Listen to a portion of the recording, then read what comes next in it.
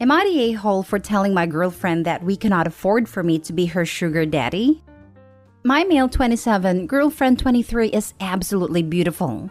And most of her friends are also physically attractive women as well, and they like to party with rich men they meet. My girlfriend and I have been together for a couple of years. I make a decent living, but I'm not NBA rich. I don't have a trust fund. I'm not a tech millionaire. I just make a very good salary and bonuses. Enough to have paid for a good portion of my house and to have graduated without debt. I want to retire young enough to enjoy my life, so I invest and save most of my money. Not all. I'm still enjoying my life now. I'm even taking us to all-inclusive in Jamaica for the New Year's. But she's jealous of her friends. They get lavish gifts, and they go out for dinner all the time. She loves me, and we have plans for the future, but she keeps bringing up all the things her friends get from their male admirers. I finally snapped and said that I could not afford to be a sugar daddy. She said her friends aren't like that, so I pointed out that they literally do not make enough money to support the lifestyle they have. I pointed out that one of them drives a $1,000 Lexus, and she works part-time at a restaurant as a hostess. She says that I'm calling her friends workers, which I would not do, and judging them. So I asked her to explain how her friends afford dinner out at very expensive restaurants while earning minimum wage in some cases. So now she thinks I'm an a-hole for making what I feel are apt observations. She asked if I consider her that way, because I pay for everything and earn 6 times what she does. I told her no, that I'm proud to have a teacher for a girlfriend, but she is still sulking. Now for the top comments. You have 2 choices. Sit down with her and have an adult conversation that although she may be jealous of all the gifts her friends get, you do not/cannot get her all those same things. If you're paying for most of the luxury/bills whatever, you get a big say in what luxuries are enjoyed. Or you can end a relationship. She sounds a bit immature, not the a-hole. I was thinking she sounds naive. Yeah, or not. It's hard to say based on this post how transactional their relationship really is. But I thought it was odd that the first thing Opie did was say how beautiful she was. Not the a-hole, but if she is all about appearances and having nicer things, please know that she will ditch you when the person who can afford those things comes along. Exactly this. She is young and probably has a very shallow definition of love. Perhaps. Or maybe she does love Opie, but that doesn't mean that she'll ever stop being jealous of her friends and their rich men. I think Opie needs to realize that this is something he'll likely have to put up with, as long as they're in a relationship. If she loves Opie, then she would stop with the comparisons. She has to learn to be happy with where she is and what she has. If not, the jealousy will begin to override everything else, because she will want to either push Opie to do more or find someone else to keep up. It's unhealthy. Not the a-hole. She's young and foolish. She's equating material things with someone caring about her. Her friends might not be sex workers, but they are definitely trading something that requires no effort for getting boons in life. They are what the nice guys and incels always complain about. They are who give the rest of us a bad name. I have no sympathy for them at all. Their looks will fade, and if they don't have an education or career, their 100k Lexus as sugar daddy present days will be a thing of the past. Your girlfriend needs to grow up. There's nothing to be jealous of. If she wants expensive things, she needs to shuck her little buns and work for them. Next story. Am I the a-hole for telling my best friend her grandfather is planning to disinherit her? I found out my boyfriend's grandfather is planning to leave him everything and disinherit everybody else, after he answered a phone call from his grandfather while I was laying on him. I asked him about it once he got off the phone, and he explained what was going on, but told me not to mention it to anybody else as his grandfather didn't want them to know yet. Her sister is my best friend, and I don't keep secrets from her, which he knows. She's relying on some money her grandfather promised to give her, and I didn't feel right not saying anything to her, so I told her what I knew. She told everyone else, and now their family's fighting and arguing over this. Their grandfather is blaming me and wants my boyfriend to leave me, because he said I'm a troublemaker. My boyfriend is also angry at me, because now his sister is refusing to speak to him or let him explain. Am I the a-hole? Info. Why is the grandfather doing that? But with the current info, you're the a-hole. Boyfriend told you not to tell anyone, and likely wouldn't have even told you had you not been next to him while he was on the phone. My boyfriend is his favorite grandchild, and because he thinks the rest of them are disappointments in comparison. They sure do sound like a disappointment if they are depending on the inheritance to plan their future. The only reason my best friend was relying on the inheritance is because her grandfather told her himself what he was going to leave her, and that he would make sure she was taken care of so she wouldn't worry. Now that she knows it was a lie, she's making different choices to make sure she'll be okay without his help. You're the a-hole. Don't insert yourself into other people's business. Don't lie and pretend you won't say anything when you were planning on saying something. Your boyfriend should leave you. You chose your best friend over your boyfriend, OP. Your choice to make. But if I were the boyfriend, I'd probably leave you over it, knowing I'd always be second priority to my sister. I get why you did it. Just laying out the implication here for you. Hopefully this isn't a very serious relationship. You're the a-hole. You were told by someone you presumably love and respect to keep a secret and just cause trouble. This was family business. None of your business to get involved. Exactly this. You were asked to keep a secret and failed miserably. You have now caused unnecessary family drama. But more than that, trust is the foundation of a good relationship. And now you have shattered it by blabbing news that was not yours to share. You know the saying, when a person shows you who they are, believe them. You have shown your character or lack thereof, and your boyfriend and his grandfather are left to believe you. Next story. Am I the a-hole for not taking the option of working from home? I work for a tech company while my husband is an aspiring author. He has had some success, and we hope for more in the future. When I got pregnant, I negotiated a full year of maternity leave with my employer. I would not lose seniority or miss out of certain aspects of profit sharing. I'm sorry for being vague, but I know many of our employees are in Reddit, so I'm going to fudge some information. In return for the accommodation I made with my employer, I got a month of completely uninterrupted time with my new baby. Then I started taking on tasks from home on my own schedule. On average, it was 15 hours or so a week. My husband writes at home, so we decided that he would be the stay-at-home parent. And when I was working, he would care for our baby. It was a pretty good arrangement, I thought. And it was for about a month. Then he would start ignoring the baby crying or claiming that the baby wanted me. That sort of thing. It started to interfere with my deal with my boss.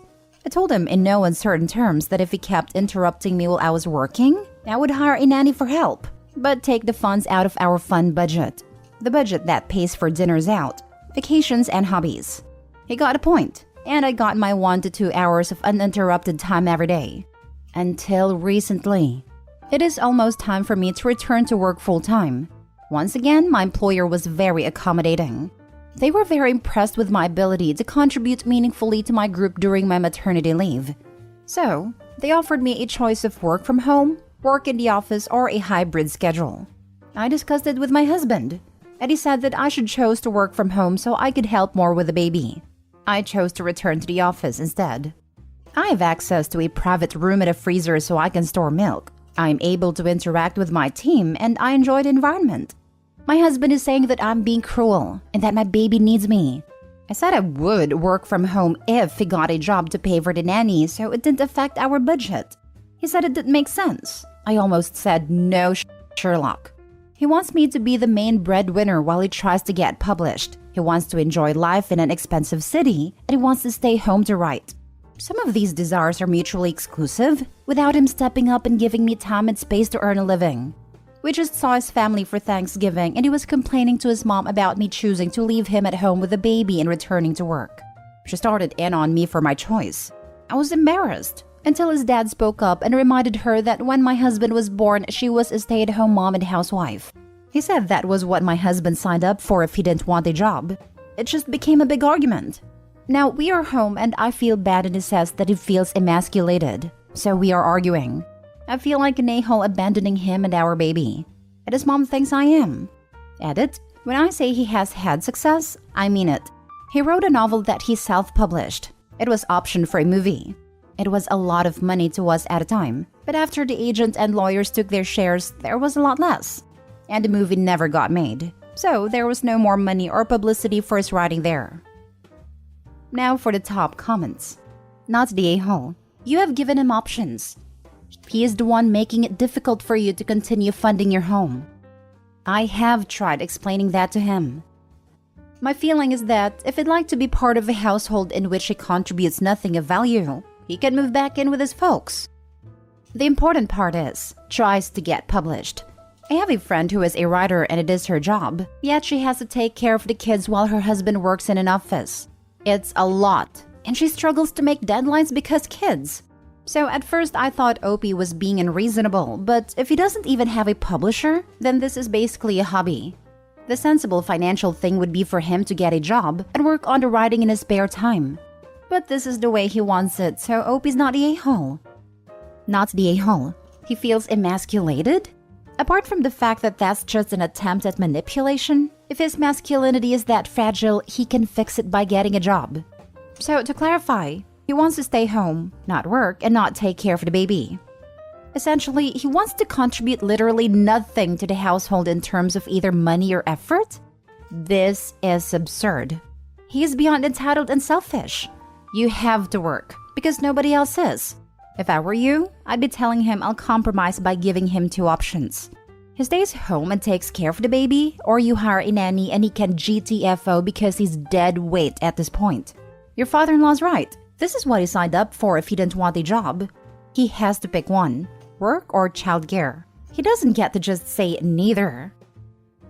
This, yes. Being able to stay home and work on his writing is a huge luxury. And he seems absolutely not appreciative of this chance he has. I know a New York Times best-selling author who has a day job. He's written many books, but he had to keep working for years. He now keeps working because he enjoys it. That absolutely was not the case for a long time. Last story. Am I the a-hole for telling my wife she is the sucky friend? I, 25 male, married my wife, 33 female this past winter. We have 2 kids together. 4 female and 18 months male. I work full-time, but my wife is a stay-at-home mom. The reason I mention this is that my wife has never had many friends. And by many, I mean she's had a max of 4 at any time in the years I've known her. The one friend she's always had, Kayla, 33 female, she's known for 20 years. She's 7 hours from us. Her other friends also have kids around the same age as our daughter. They are Cody, 28 female, and Casey, 35 female. They met as the kids have the same key worker at the daycare. Kayla was supposed to be my wife's maid of honor, but she got multiple trips to urgent care sick 2 weeks before the wedding. Eventually, we said it was best if Kayla skipped it. My wife was gutted not to have her best friend there, but had Cody step in. A couple of days ago, I heard my wife talking to Cody and Casey about how she hadn't heard from Kayla in months and Kayla doesn't check in. They were trashing her and talking about how when they all met up with her for my wife's dojo, like a Bucks night for women, and Kayla at my wife's hometown, Kayla had been boring, awkward, and a downer the whole time. They pointed out that Kayla was a sucky, self-interested piece of suck who didn't understand how hard it was to be a mother, and they'd all needed that night because she doesn't have kids yet, and that my wife was right to cut her the duck out when she didn't show to the wedding or apologize. I waited for Casey and Cody to leave before asking my wife what the heck she meant. My wife's response was to say that it was just girl talk, and that Cody was right anyway about everything she'd said. I was very quick to point out that before the others, Kayla was the only friend my wife had. She bent over backwards for my wife and my daughter, and would even drop whatever she was doing to drive down in a babysitting emergency or if she just had time. I reminded her that it wasn't practical for Kayla to take off work and drive 6+ hours for silly wedding tasks, and that she probably felt completely alienated in her own home in my wife's dojo because I know for a fact that the only thing my wife, Casey, and Cody have in common is their kids, so it wouldn't surprise me if that was all they talked about. She desperately wants to be liked by Casey and Cody just to have people around her, so I get it. I finished by pointing out how messed up it was for my wife to agree that Kayla doesn't understand because she's not a mother, when she was there through Kayla losing 3 babies, and told her that it's her own fault that Kayla doesn't want anything to do with her anymore because she is the sucky, self-centered friend, not Kayla. My wife didn't respond. She immediately burst into tears, packed a bag and left. Everyone is texting and calling me I'm the a-hole and that I need to apologize, but I think it was the reality check my wife needed. Am I the a-hole? Not the a-hole. Not one bit. Sorry, sometimes the truth isn't so nice. It does sound like your wife isn't being a good friend. Also, Kayla was in the hospital twice, but that qualifies as missing the wedding? Did she also not grovel enough and compensate with a gift 5 times her annual salary for being so thoughtless and selfish? Not the a-hole. Hopefully, one day your wife will realize the value of having married someone decent. Surprised he even married someone like that. They got pregnant when he was 20 and her nearly 30. Combined with the horrible attitude she has, sounds like she targeted someone young and easily manipulated. Unfortunately, not the a-hole. I think everyone is allowed to have a perspective, and I actually think you communicated respectfully. Your wife, on the other hand, seems to be the a-hole for leaving and then obviously trying to get others to harass you. Your wife sounds toxic, and unfortunately, if that's who she is, you might need to consider leaving her. It seems impossible for her to handle any sort of proper discussion, and this is only going to get worse with time. Not the a-hole. Sometimes I give my husband a reality check if I really don't agree with him. His response is to accuse me of never being on his side. I answer with, I'm always on your side. 100%. Just because I don't agree with you or I think you did a crappy thing doesn't mean I don't support you. You did the right thing according to your values. You thought it was important enough to say something. I agree with you, by the way. She didn't like it. That's okay. Here's something to think about. How would you react if she did it to you? I like that. I'm always on your side, 100%. Just because I don't agree with you or I think you did a crappy thing doesn't mean I don't support you. Maybe the OP should use this when he hopefully gets a chance to speak to his wife. He should also point out that he hopes she would do the same thing for him. Not the a-hole.